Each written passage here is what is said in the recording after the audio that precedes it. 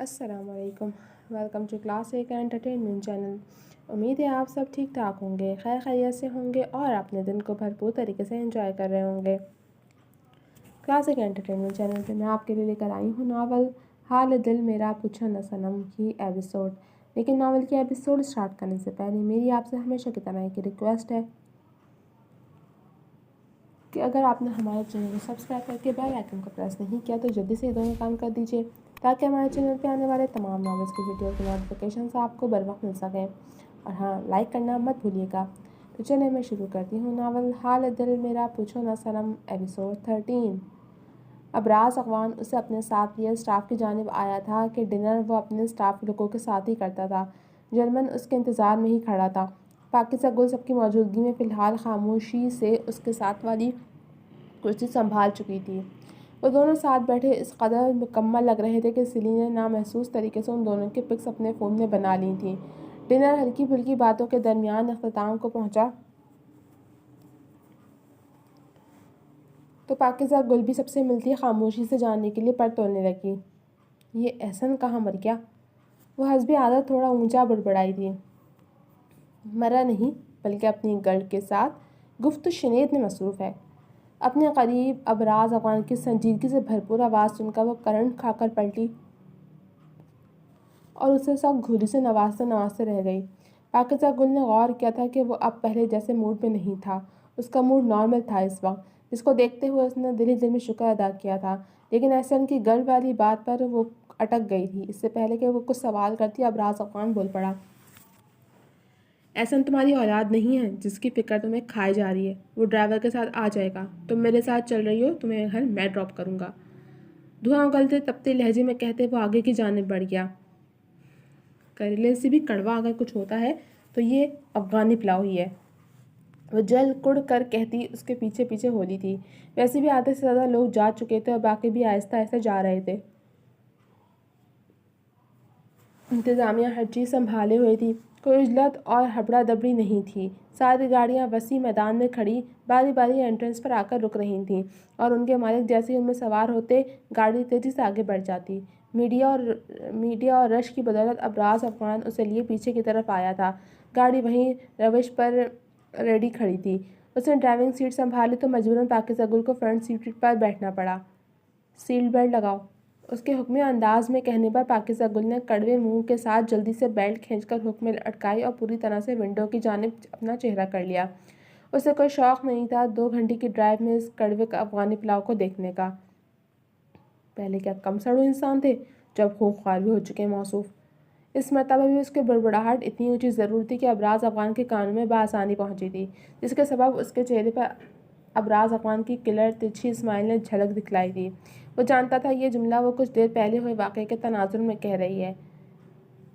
इन 2 सिफ़ात के अलावा भी मुझ में कुछ और सिफ़ात भी पाई जाती हैं। तुम बस मुझे एक मौका तो दो। अचानक उसकी जानिब पूरी तरह झुकते हुए उसके गाल को छूती लट को कान के पीछे अड़सता नरमी से उसके रूई जैसे गालों को छूकर खुमार आलूद लहजे में कहता उसकी सिट्टी पट्टी गुम कर गया था। उसने घबरा कर अपना रुख उसकी जानिब फिरा तो उसका गाल अबराज अफगान के गाल से मिस होता। ये लम्स उसके पूरे वजूद में सनसनी से दौड़ा गया।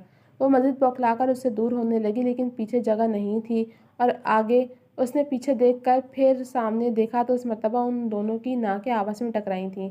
अबराज अफगान आंखों में शरारत और चेहरे पर जहां भर का प्यार लिए उसका घबराना बौखलाना गोया एंजॉय कर रहा था। इसे कहते हैं रज़िया फंसी है लंदन के मोस्ट हैंडसम बिजनेस टाइकॉन के नरगे में।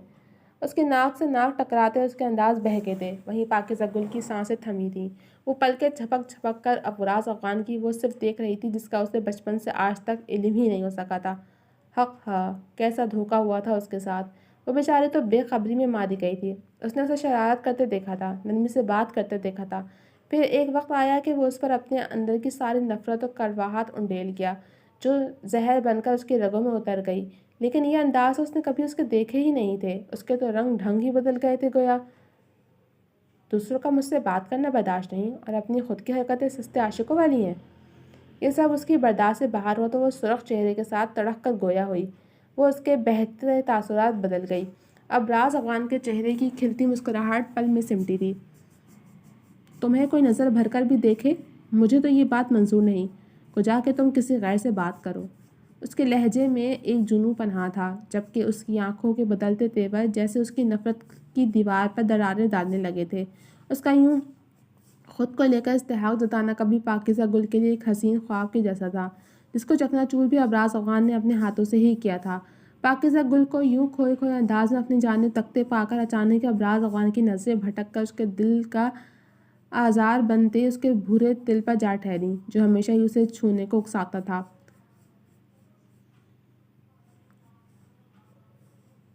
اس کا اتنا استحقاق میرے دل کو جھلساتا ہے۔ اس سے پہلے کہ وہ جھک کر اس کے شان سے براجمان اس کے آئیبرو کے اینڈ میں استادہ تل کو اپنے لبوں سے چھو لیتا، پاکیزہ گل تیزی سے بول پڑی، تمہیں یہ سب کر کے بھی معافی نہیں ملے گی۔ وہ ضدی بچے کے جیسے گویا ہوئی تھی۔ معاف نہیں کرو، اور کمبخت چاہتا ہے تمہاری معافی۔ معاف نہ کر کے مجھے ساری عمر سزا دو، بالکل ویسے ہی سزا جیسے میں نے تمہیں دی۔ اس کے ماتھے سے ماتھا جوڑے وہ کرب آمیز لہجے میں کہہ رہا تھا۔ اس پر دونوں کی ہی آنکھیں بند تھیں اور دونوں ہی کی آنکھوں کے پردے پر ماضی کی وہ تلخ یادیں کسی اسکرین پر چلتی فلمی کے جیسے بار بار مناظر پر بدل رہی تھیں۔ لیکن گلے، پلیز مجھ سے دور مت جاؤ۔ میں تمہاری طرح بہادر نہیں ہوں، اور نہ ہی مجھے بیک اپ دینے کے لیے آغا جی کی محبت بھری ڈوز اور دادی کی پرشفیق گود میسر ہے۔ میں تمہارا یوں دور جانا برداشت نہیں کر پا رہا۔ تمہاری آنکھوں میں ہلکورے لیتی نفرت اور بیگانگی میری سانسوں کی رفتار کم کر دیتی ہے۔ ابراز افغان سراپا محبت بنا موم کی طرح پگھل رہا تھا، لیکن پاکیزہ گل نے اپنے مچلتے دل کو جھڑک کر خاموش کر دیا تھا، جو اس کو یوں بے حال ہوتا دیکھ اس کی فیور میں بولنے لگا تھا۔ پاکیزہ گل نے ایک دم اپنے ہاتھ اس کی گرفت سے نکالتے ہوئے اس کے سینے پر رکھے اور اسے پوری قوت سے پیچھے کی جانب دھکیل گئی۔ خسرو خیز لمحات گویا اس لمحے دھول ہوئے تھے۔ ابراز افغان صاحب، ہم لیٹ ہو رہے ہیں، اور اگر آپ کو کسی نے میرے ساتھ یوں بے تکلف ہوتا دیکھ لیا تو آپ کو تو اس بات سے فرق نہیں پڑنا، لیکن میں اسکینڈلائز ہو جاؤں گی۔ میرے ماتھے پر تو پہلے ہی سجا داغ نہیں ہٹ سکا، میں کوئی اور داغ افورڈ نہیں کر سکوں گی اب۔ باہر کے مناظر پر نظریں گاڑے سپاٹ تاثرات لیے وہ بول نہیں رہی تھی، بلکہ اس کی دی گئی کڑواہٹ کا زہر اس کی سماعت میں اتار کر اسے نیل و نیل کر رہی تھی۔ گلے، اس نے تڑپ کر اس کا نام پکارا۔ نہیں ابراز افغان صاحب، ہر ایک کو قدرت موقع دیتی ہے، آج وہ موقع آپ کے لیے نہیں آیا۔ وہ تپتی نگاہ اس کے خوبرو نڈھال چہرے پر ڈالتی ترش لہجے میں کہتی گویا بات ہی ختم کر چکی تھی۔ ابراز افغان نے ایک آخری نظر اس کے بے نیاز لاپرواہی برتتے وجود پر ڈالی اور گاڑی سٹارٹ کرتے مین گیٹ سے باہر نکل آیا۔ 2 گھنٹے کے سفر میں ان دونوں کے بیچ کوئی بات نہیں ہوئی تھی۔ دونوں ایک ساتھ ایک دوسرے کے لیے فی الحال اجنبی بن کر رہ رہے تھے۔ 2 گھنٹے بعد ابراز کی گاڑی اس کے اپارٹمنٹ کے نیچے ٹھہری تو وہ خاموشی سے سیٹ بیلٹ ہٹاتی گاڑی سے نکل آئی تھی۔ اللہ حافظ۔ ابراز کی بھاری آواز اس کی سماعت سے ٹکرائی تو وہ ٹھہر گئی۔ اللہ حافظ، وہ بغیر پلٹے اسی انداز میں بولی اور دوسرے ہی لمحے تیز قدم اٹھاتے اس کی نظروں سے اوجھل ہو گئی۔ شکل گم کرو اپنی۔ دروازہ احسن کے منہ پر لگنے ہی والا تھا کہ اس نے بروقت دونوں ہاتھوں کا استعمال کیا اور پاکیزہ گل کو ایک جانب کرتے سرعت سے اپارٹمنٹ کے اندر چلا آیا۔ پاکیزہ گل اس کے ڈھیٹ پن پر کلس کر رہ گئی اور دروازہ بند کرتے اس کے پیچھے ہی چلی آئی۔ وہاں پارٹی میں گدھے کے سر سے سینگ کی طرح غائب ہو گئے، اور یہاں اپنے گدھے جیسی شکل لیے نازل ہو گئے ہو۔ وہ اس کے سر پر کھڑی گویا اسے پھاڑ کھانے کو تیار تھی۔ احسن جو خاموشی سے اس کی گولہ باری برداشت کر رہا تھا، خود کو گدھا کہے جانے پر پوری طرح تڑپ اٹھا۔ خدا کا خوف کرو لڑکی، اتنے ہینڈسم بندے کو گدھے سے ملاتے ہوئے تمہارا دل نہیں کانپا؟ وہ خفگی سے گویا ہوتا اس کے شرربار نظروں میں دیکھنے لگا۔ کیوں؟ رات اپنی گرل کے ساتھ وقت گزارتے مجھے بھول بیٹھنے پر تمہارے دل کو کچھ ہوا تھا؟ اسے گہرے طنز پر وہ بری طرح گڑبڑایا تھا۔ کون سی گرل؟ کیسی گرل؟ تمہارے کان کس بدخو نے بھر دیے؟ ابراز افغان اصفہانی نے بقلم خود یہ بات مجھے بتائی کل رات۔ اس نے جیسے کوئی بم اس کی سماعت پر دے مارا تھا، جب بھی وہ بے دم سا ہوتا پاس پڑے صوفے پر گرنے کے سے انداز میں بیٹھا تھا۔ بڑی ہوئی پہنچی ہوئی چیز نکلے یہ افغان سر۔ وہ زیر لب بڑبڑا کر رہ گیا۔ یار وہ جسٹ میری یونی فیلو تھی، اور تمہارے افغان صاحب نے… باقی کا جملہ اس کے منہ میں ہی دم توڑ گیا جب پاکیزہ گل کا میزائل کی طرح پھکا گیا کشن اس کے چہرے پر زوردار طریقے سے آن لگا۔ ظالم لڑکی! وہ بھنا اٹھا تھا کہ کشن کچھ زیادہ ہی زور سے لگا تھا۔ اور تم مکار اور جھوٹے! وہ بھی اسی کے انداز میں بولی۔ پہلی بات کہ آج کے بعد تمہارے یا تمہارا کہہ کر اس شخص کو مجھ سے نہ جوڑنا، اور دوسری بات یہ کہ مجھ سے جھوٹ قطعی نہیں کہنا کہ جھوٹے لوگ منافق لگتے ہیں، اور منافق لوگوں کو میں اپنے ارد گرد برداشت نہیں کر سکتی۔ صوفے کی بیگ پر دونوں ہاتھ جمائے وہ اسے سرد نظروں سے دیکھتی ٹھیک ٹھاک طریقے سے اپنے دہشت ناک تاثرات سے خوفزدہ کر چکی تھی۔ اب کیا بچے کی جان لوگی؟ پیچھے تو ہو جاؤ، سانس نہیں آ رہا مجھے، اور روحان سے انداز میں کہتا آنکھیں پٹ پٹانے لگا۔ ایڈا تم معصوم جیا۔ وہ اس کے شانے پر ایک دھپ رسید کرتی سامنے پڑے صوفے پر جا بیٹھی۔ معصوم ننھا فرشتہ ہی ہوں میں، جو دو خطرناک ترین انسانوں کے بیچ آ پھنسائے۔ وہ سیدھا ہو کر بیٹھا، سارے جہاں کی معصومیت اپنے چہرے پر سجائے گویا ہوا، تو اس نے احسن کو دیکھ ناک سے مکھی اڑائی۔ ناشتہ کر لیا تم نے؟ وہ اس کی سنجیدہ صورت کو دیکھ خود بھی سنجیدگی اختیار کرتے اس سے پوچھنے لگا۔ ابھی کچھ دیر پہلے ہی آنکھ کھلی تھی میری، ناشتہ بنانے ہی جا رہی تھی کہ تم شیطان کی طرح نازل ہو گئے۔ وہ بدلحاظی سے کہتی آنکھیں مون گئی تھی۔ اس پر اب تک تھکن سوار تھی، لیکن یہ تھکن کل رات کی نہیں تھی، یہ تو کئی سالوں کی تھکن تھی جس نے اس کی روح تک کو اپنی لپیٹ میں لے لیا تھا۔ کیا سوچ رہی ہو؟ اسے یوں نڈھال دیکھ وہ فکر مند ہوا۔ سوچ رہی ہوں برج خلیفہ کافی اونچا ہے، اس نے یوں ہی آنکھیں موندے موندے کہا۔ ہے تو؟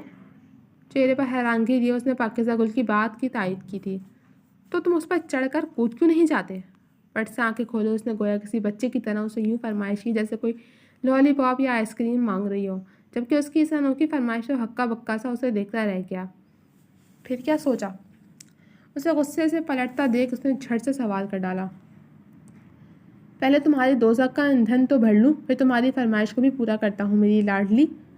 سلگتے لہجے میں لفظوں کو چبا چبا کر کہتے اس نے کچن کا رخ کیا تھا۔ ان کی دوستی اس آپ جناب کے تکلفات سے نکل چکی تھی۔ اچھی بات ہے، کسی کو تو میرے کہے کا پاس ہے، ورنہ تو لوگ اپنے کہے کا پاس تک بھول جاتے ہیں۔ رنجور سی کہتی وہ وہیں صوفے پر پیر پسارے لیٹ گئی تھی، لیکن اس دوران اس کی دائیں آنکھ سے ایک آنسو پھسل کر کمپٹی میں جذب ہو چکا تھا۔ پورے گھر پر سوگواسی کیفیت چھائی ہوئی تھی۔ گھر کے در و دیوار بین کرتے محسوس ہو رہے تھے۔ چاروں جانب جیسے وحشت نے پنجے گاڑ دیے تھے۔ سفیر کے ساتھ واپسی کا سفر ان دونوں ماں بیٹے کا آخری سفر ثابت ہوا۔ گاڑی اچانک بے قابو ہوتی گہری کھائی میں جا گری، جو نیچے بہتے تند و تیز دریا سے جا کر مل جاتی تھی۔ اس خبر نے پورے شہر میں کوہرام برپا کر دیا۔ ان کا گھرانہ جانا مانا عزت دار گھرانہ تھا۔ اس خبر کے پھیلتے ہی لوگ جوک در جوک ان کے گھر آتے اور افسوس کرتے واپس لوٹ جاتے، لیکن ان کے گھر میں پھیلی سوگواریات واپس نہیں لوٹ سکی۔ گلے تو تب سے ہی بخار میں تپ رہی تھی۔ آغا جی اور دادی اپنے غم دل میں دبائے ان کو سنبھال رہے تھے۔ کم برا حال ابراز کا بھی نہیں تھا، لیکن وہ خود کو اپنی ماں کے لیے سنبھالے ہوئے تھا، جنہیں ایک چپ سی لگ گئی تھی۔ وہ سارا دن اپنے کمرے میں پڑی رہتی تھیں۔ ساحل اصفہانی کا زیادہ وقت اپنی محبوب بیوی اور جان سے پیارے بھائی اور اپنے جگر کے گوشے کی تلاش میں گزر جاتا تھا۔ تمام ذرائع بروئے کار لائے جا چکے تھے، لیکن ان تینوں کی ہی لاشیں انہیں مل نہیں سکی تھیں۔ سر، اتنے منہ زور بہتے دریا میں بھاری کشتی نہیں ٹک سکتی، تو وہ تو پھر انسانی وجود تھے۔ اس دریا کی بے رحم موجیں نہ جانے ان کے وجود کو کہاں سے کہاں بہا کر لے گئی ہیں۔ افسر کے بھی ہاتھ کھڑے کر دینے پر وہ اپنی نم ہوتی آنکھیں جھپکنے لگے۔ اس دلدوز واقعے کو رونما ہوئے بھی 4 روز گزر چکے تھے۔ اس دوران ساحل اصفہانی نے اپنے پیاروں کو ڈھونڈنے کے لیے تمام ذرائع استعمال کر لیے تھے، لیکن وہ انہیں ڈھونڈ نہیں پائے تھے۔ وہ شکستہ وجود لیے وہاں سے اٹھ کر گھر کی جانب چل دیے تھے کہ ان سے جڑی ایک جان ان کا انتظار کر رہی تھی۔ گلے، میری پیاری گلے، اپنے باری کے ہاتھ سے یہ سوپ پیے گی نا؟ ابراز نے اسے پیار سے پچکارتے اس کے تپتے ماتھے پر نرمی سے ہاتھ پھیرا تھا۔ مجھے کچھ نہیں چاہیے باری، تم تو میرے بیسٹ بڈی ہو نا، سو پلیز میری مما اور بھائی کو واپس لا دو، میں ان کے بغیر نہیں رہ پا رہی ہوں۔ نقاص زدہ انداز میں کہتی وہ اس کا دونوں ہاتھ پکڑے پھوٹ پھوٹ کر رونے لگی، تو آغا جی کا سینہ جیسے پھٹنے کو جیسا ہو گیا۔ وہ آنکھوں میں آنسو لیے تیزی سے وہاں سے ہٹ گئے تھے۔ بیگم اکرام تو پہلے ہی بی پی کی دوا کھا کر سو رہی تھیں کہ ان دنوں ان کا بی پی مستقل ہائی رہنے لگا تھا، جبکہ ابراز کی موم اپنے کمرے میں ہی بند تھی۔ ادھر میری طرف دیکھو گلے۔ ابراز نے اس کا چہرہ اپنے ہاتھوں کے پیالے میں بھرتے اس کا رخ اپنی جانب کیا۔ میرے بابا بھی تو مجھے چھوڑ گئے ہیں، میں بھی بے حد تکلیف میں ہوں، روتا ہوں لیکن چھپ چھپ کے، جانتی ہو کیوں؟ اس کے نرمی سے استفسار کرنے پر اس نے معصومی سے نفی میں سر کو جنبش دی۔ جی تو جناب، تکلیف صرف اتنا ہی۔ کیسی لگی آپ کو یہ ایپیسوڈ؟ کمنٹ سیکشن میں اپنی رائے کا اظہار ضرور کیجیے گا۔ ملیں گے آپ سے اگلے ایپیسوڈ کے ساتھ، تب تک کے لیے اجازت دیجیے۔ اللہ حافظ۔